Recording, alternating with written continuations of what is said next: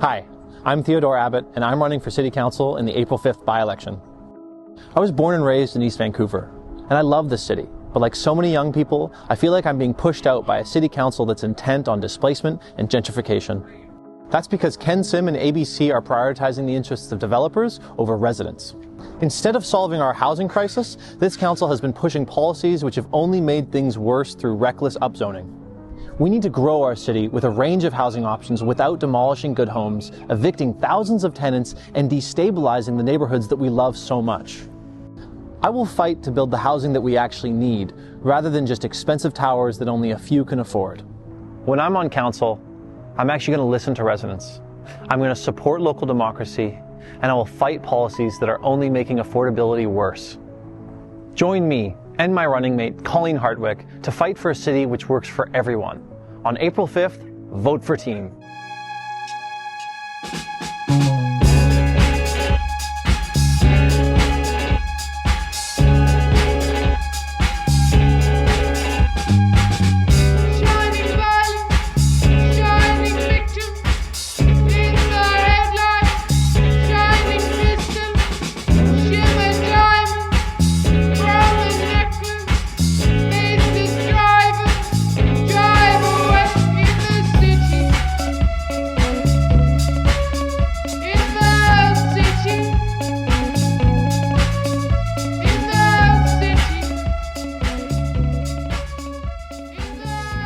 Welcome back to another episode of On-Site Report. I'm your host, Theodore Abbott. This episode is more of an update than anything else. We have been on somewhat of a hiatus, and we will be returning to our regular programming after April 5th. The significance of April 5th is that it's the civic by-election date in Vancouver, and I am running as one of the candidates in the by-election. So, suffice to say, things have been a little crazy, and my hands have been full with the election and running, being out in the community, talking to folks, and doing all the things that come along with an intense campaign. So, thanks for joining us. We hope you enjoy this little update, and let's get into it.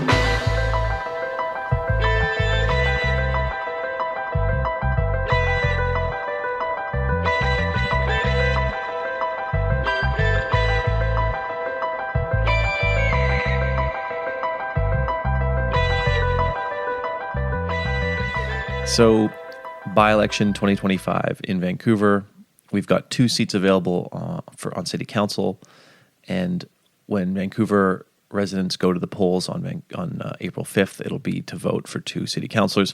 The reason this whole by-election is happening is because Christine Boyle, who was a city councilor, decided to leave her job when she got elected as an MLA. So she went up to Victoria to work as a member of Legislative Assembly. That's what she's doing now. And then Adrian Carr with the Greens decided to take that opportunity to also jump ship and retire after a very long career. So the lay of the land is this. We have the dominating incumbent party, ABC, with a supermajority on council still. They are running 2 candidates, Ralph Kaisers and Jamie Stein. There's Team for Liberal Vancouver, who's running myself, and Colleen Hardwick, who's a former city councilor, and who's also been a guest on this show. The significance of this by-election should not be understated, because although it's only for 2 seats, what we could achieve is electing a strong opposition. And for the last couple of years, there hasn't been much of a strong opposition on council. And we think that having 2 people elected who will actually listen to their constituency rather than, take office and then sort of disappear into the hallways at City Hall. This would also be, to some extent, establishing, the groundwork for a turnaround at City Hall in 2026. And I think that, the only way to really turn things around in the city of Vancouver is by getting Ken Sim and ABC out of there. Ken Sim, we've discussed him a bit on this podcast before, is sort of a historically unpopular mayor. He's this self-proclaimed swagger mayor, and whether you're on the left, whether you're on the right, or you're in that mushy middle, people all across the board can agree that Ken is not doing a very good job of running the city. When I'm out knocking on doors, shaking babies and kissing hands, as it were, one thing I hear constantly is a lot of buyer's remorse. People who, otherwise progressive people voted for Ken Sim, and because they really didn't want Kennedy Stewart, who was the former mayor, and they wanted Kennedy Stewart gone, and so they voted for Ken Sim, and now they're left feeling as though they made a huge mistake. We're looking at having an extremely low voter turnout in this by-election. In the last civic by-election, which was in 2017, there was about 11% voter turnout. And so we would be lucky in 2025 to get between 10 and 15% voter turnout. But I've been trying to highlight the importance of each individual's vote in this election, because when it is such a low turnout, and we have an at-large system as we do in Vancouver, which is to say we don't have a ward system, every vote counts, and it's much more significant than, say, a provincial or a federal election, in that we have an opportunity to elect someone who can actually make really, concrete, tangible changes in people's day-to-day life in the city. And you might say, oh, well, it's, best case scenario, you get 2 councillors elected. What are you going to be able to achieve? And I think that just having a strong opposition would do a lot of heavy lifting, and it would lay the groundwork to have a complete turnaround in 2026 being the next general election. And so I think we've covered the why of what this election, or why this election is happening. And then I think another why to answer is why I'm running. And the answer to that question is, one thing that I'm sick of in Vancouver is constantly seeing the city become a place where everyone has to be grinding all the time. Everywhere you go, everyone's working so hard just to get less and less in this city. And then there's also another human dimension to this, is just the people who are here are constantly, I feel as though the city is homogenizing those who actually inhabit the city, and everyone kind of has to be of a certain caste. I feel like there was a time in Vancouver where you used to see real looking people, more often. And not to say that this city's filled with a lot of amazing, wonderful people, and it has an incredible vibrancy to it. But I think when you compare it to other cities that are not such extremely affluent places, aren't places that aren't defined by sort of the rich and the poor, there's just more normal people. People kind of like, the other night we talked about, like, what would we be doing if we lived in Glasgow, and or just lived in any city that wasn't so globalized and so insanely unaffordable. And yeah, I mean, this is just, Vancouver has become, I call it, this is going back to basic principles, I call it the necropolis, right? It's the city that sort of, it's almost feeling as though it's having the life sucked out of it. And I'll give a shout out to Alvin Wiley, who coined the term Dracula urbanism, along with a geographer named David Wilson. They wrote this great article describing the way in which Dracula urbanism, sucks the blood out of cities. And I feel like Vancouver is one of those cities that's constantly having the blood sucked out of it. And along with that, you lose certain people, and certain people get pushed out. And the Broadway plan is a great example of a kind of urbanization that is constantly pushing people out. And then you travel and you go to other cities, and you see that they just have there's more of a warmth there, and they haven't become as desiccated. So, I mean, yeah, why I'm running, because I think that Vancouver's having the blood sucked out of it. And I think that's a pretty succinct way of putting it.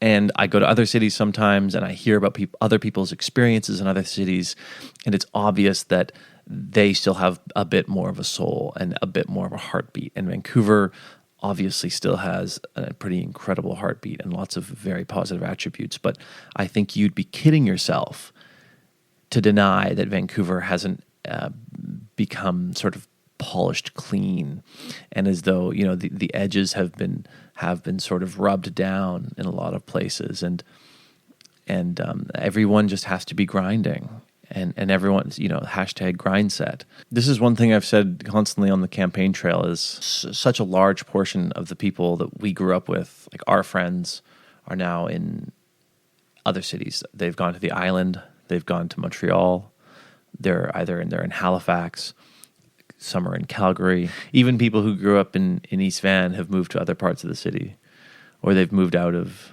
the city proper, and they're on the outskirts. I think we're in this really, and I don't want to sound like a fearmonger or sort of a doom and gloom, half glass empty kind of person, but I do think that we've arrived at kind of a turning point, and that Vancouver's on the verge of becoming a failed city.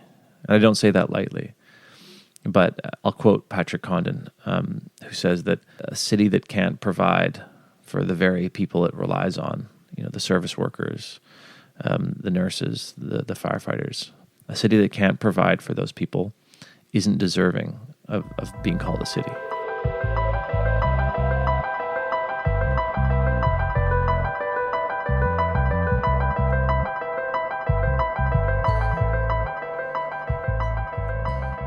I have used the term oligarchy to describe the way in which Vancouver is ruled by a class of extremely wealthy billionaire developers. I was at a meeting the other night, or a few months ago now. I was at a town hall meeting, and this woman said, it's taken us 30 years to get into this mess.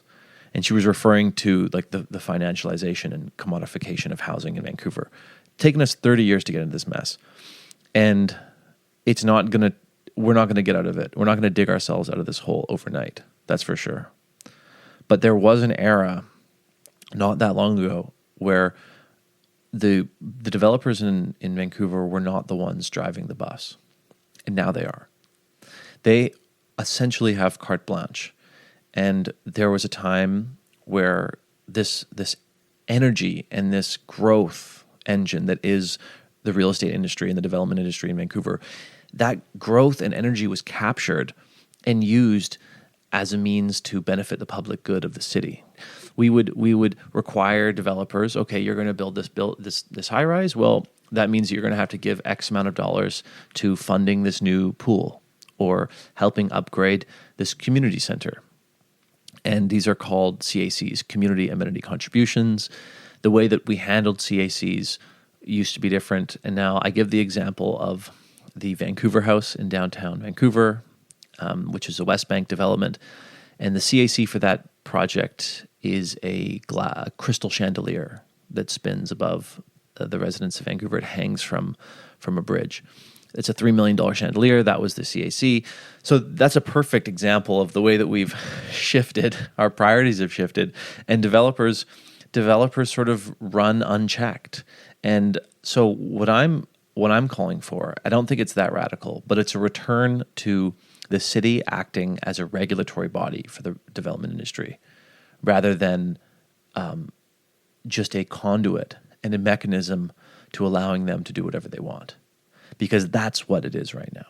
That the city council approves 100% of rezonings that come to city council, and they just say, down the torpedoes, do whatever you like, and I think that it's not NIMBY, it's not conservative or regressive to say let's bring these people in check. And I think the first thing that we can do is elect a city council that won't allow this to continue, that it won't allow this sort of Wild West era to continue, because that's what it is. And I say this to people who say, it's a lost cause. You shouldn't vote. Voting doesn't matter. So we just have to do direct action and mutual aid. And don't worry, like that. Your building will get them evicted, but we'll try to provide for you in the meantime. No, you can stop that building from getting rezoned and dem evicted, and you can do that by electing a council that won't approve the rezoning, and that's just such a simple means to effective change, and it just takes a little bit of playing by the rules. Just a little bit of saying, let's get into this. Let's participate in electoral politics. And I find that so many people in our age group and among our social circles, sort of broader social circles around the city, are not interested in that. But I think that that's a crying shame. This is an important line in the sand for me, which is what team does not accept developer donations. And as far as I know, COPE does not either. And I can't speak to the other parties. But I know that Team and COPE have both returned developer donations in the past. And yeah, this is, that really for me separates the wheat from the chaff. And it's just, that's a big part of why I think that, if I were to be elected on council, I wouldn't be beholden to the Walls or the Aquilinis. I mean, obviously we need developers. We need to work with developers in order to get the right kind of housing built. And there are lots of great developers. But what people say is, you say, oh, if you put the cap back on, and you try to bring these developers back under a little bit of regulation, then they'll just go elsewhere. They'll just pack up and leave shop. And I say, let them. Because it's also not true. It's also just fundamentally not true that the developers will pack up and leave. Some of them might, or they might not, certain projects might not happen, but that's fine. And this has been another key point that I've been trying to make during this campaign is, would it be okay if Vancouver was a city that created multimillionaires in the development industry instead of billionaires? And I think no matter who you are, unless you're a billionaire developer yourself, I think you'd be okay with that. I think you could say, you know what? Yeah, that's fine. Why don't we just not be a city that produces billionaires in real estate and instead produces multimillionaires? It's just, I don't think it's that radical or that, that big of an ask. And it's a shame to see how many other parties in the city have, completely drunk the Kool-Aid and gotten on board with this false narrative that says you just need to continue to let them build luxury high-rises that only a few people can afford. And that'll somehow, trickle down to being affordable housing. Right now, Vancouver has, I think, an almost 3% vacancy rate, but we have a vacancy rate of very high-end housing. Right? I'm personally on the house hunt myself, and if I could afford to move into an apartment that was $3,500 a month, I could move tomorrow. Right? But what we have a shortage of is housing that's within my price range, and a shortage of housing that is, just built for, the sort of middle and lower income earners in the city. And we just, no one wants to talk about building more housing of that sort. And then housing, of course, for our most vulnerable residents. We actually are going the wrong direction on that in every way possible. If you're listening to this and you're a Vancouver resident, please get out and vote on April 5th. We have advanced polls on March 26th and then another advanced polling day on April 1st, which is not an April Fool's thing. So get out and vote. Tell all of your friends to vote. And I just can't stress enough the importance of this election going into the 2026 general election. We got to get Ken Sim and his ABC supermajority. We got to get those guys out of there. And yeah, we're going to, once we're back and I'm speaking to you after April 5th, I might be a city councillor. I might not. And in either case, we're going to have some fun conversations about the urbanization of Vancouver and the gentrification of cities across the world, the way that they are becoming increasingly, severe places to live. So I hope you'll tune back in. But for now, I'll catch you on the flip.